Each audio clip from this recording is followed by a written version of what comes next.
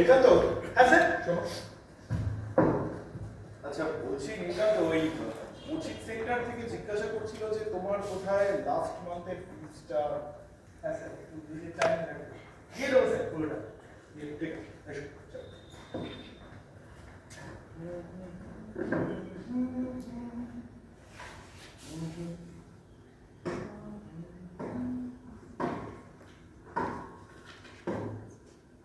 দর্শনটা তোমার না বায়োলজি প্রজয়?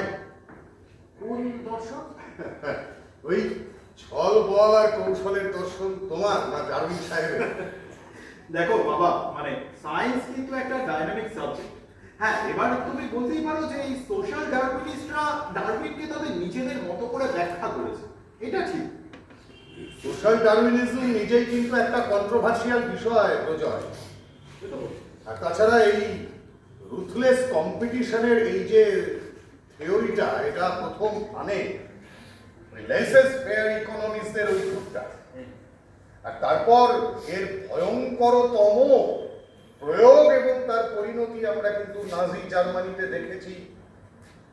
দেখো বাবা মানে দেখো মানে ব্যাপারটা হলো একজন সায়েন্টিস্ট হিসাবে ফ্যাক্টকে তুলে ধরবো, একজন উদ্ভাবক হিসাবে কোনটা সঠিক কোনটা বেঠিক সেটা তুলে ধরবো নিরপেক্ষ থেকে, সেটাই কি সবার আগে আমার দায়িত্ব হওয়া উচিত নয়? অবশ্যই উচিত, কিন্তু তার পাশাপাশি সমাজ সচেতন নাগরিক এবং বুদ্ধিজীবী হিসেবে তোমার এটাও কর্তব্য যে কোনো একটি দর্শন তাকে বিশেষ কোনো উদ্দেশ্য চরিতার্থ করার জন্য আমাদের ওপরে চাপিয়ে দেওয়া হচ্ছে কিনা সেটাও মাথায় রাখা।